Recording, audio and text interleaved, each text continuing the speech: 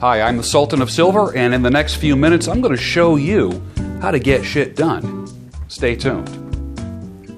A traveler said to Socrates, "How do I get to Mount Olympus?" Socrates takes a break, looks at the man, and says, "Just make sure every step you take is in the direction of Mount Olympus." That's right, every single step. Not every other step, not every fifth step. That would be no.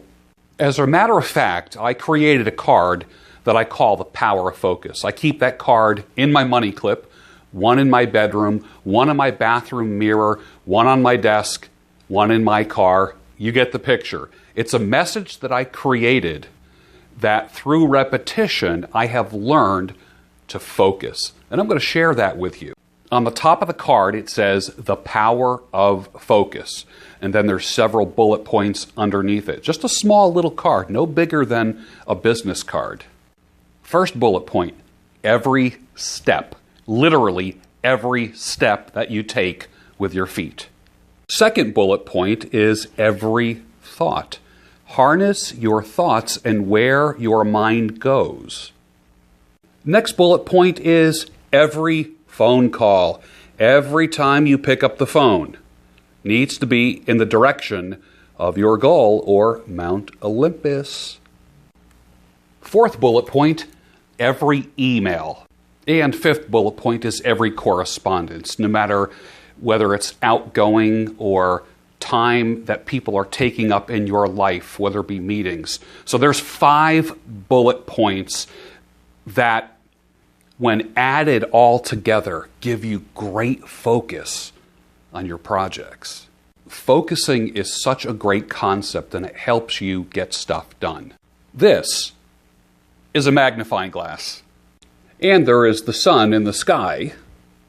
Think about the sun for a minute. It's warm, it's bright, but it rarely, if ever, makes things burst into flames all by itself. But take this, a magnifying glass, and focus the light and the energy of the sun.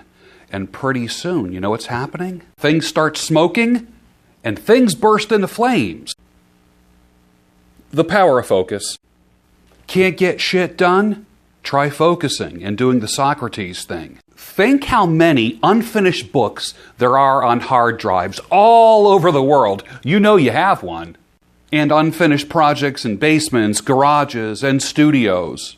Unfinished works of art, half-completed train sets in basements, disassembled motorcycles in crates that you were going to get to 5 years ago.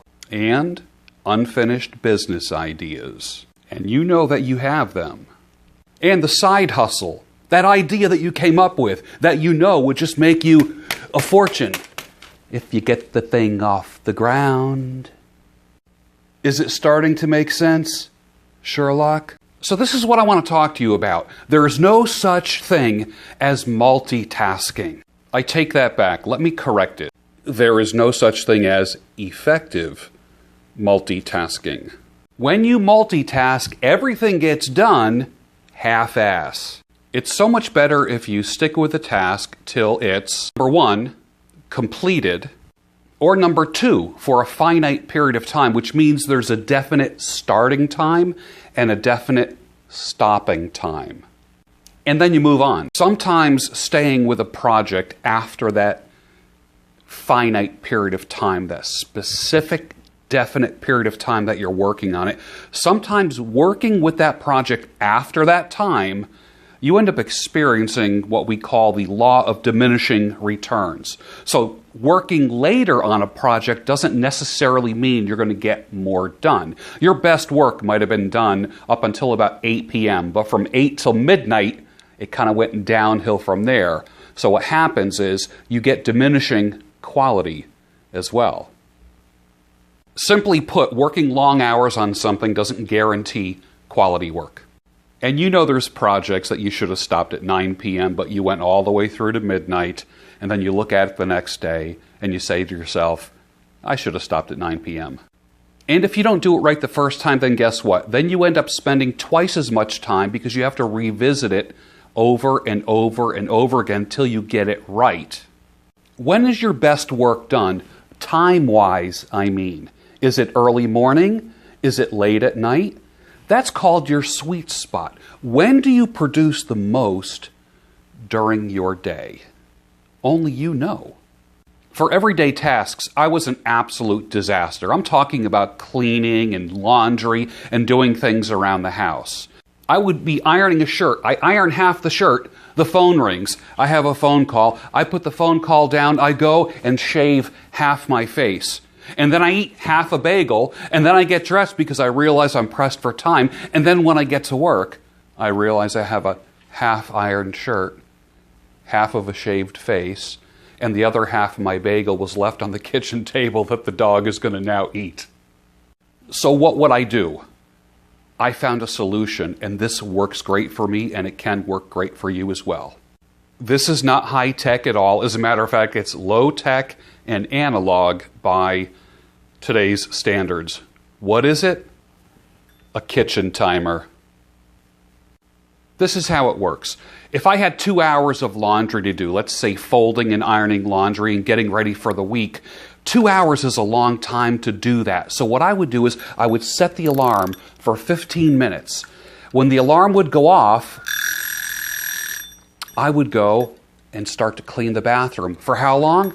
15 minutes. When that 15 minutes was done, I would go and clean the kitchen. When that 15 minutes was done, I would go back and do 15 more minutes of ironing my shirts, folding my laundry, putting away clothes. And I would go through this cycle, and in a few hours, more work would get done. There would be no distraction. I was so focused. It was amazing how much I got done. I came up with that method about 15 years ago, and I'm not kidding you. It works for me every single day. I can't live without my timer. I've tried even doing it with my cell phone where I set it for 15 minutes on the timer, but there's something about the analog, there's something about the timer that works so well. I don't know, maybe it's just an age thing, but a simple kitchen timer. Bottom line, ladies and gentlemen, I get shit done. And I'm the kind of guy that I don't reward myself if I don't finish my work. So there's times where I have a complete day of getting all my tasks done, and then I reward myself by going out at night. If I don't get things done, I don't go out at night. I don't reward bad behavior. I only reward good behavior. And behavior that gets rewarded, guess what happens? It gets repeated. That's how habits and lifestyles are created. That's why I love this little book. It's only 38 pages long. You can read it in an hour or two, and if you take notes, definitely you'll get so much more out of it. It's called Time Management, the myths that keep people from getting shit done. I'm going to put the link down below. Get your time under control, get your energy under control, and get shit done. And thank me later. You can do it. I know you can because I believe in you. Now go out and do it.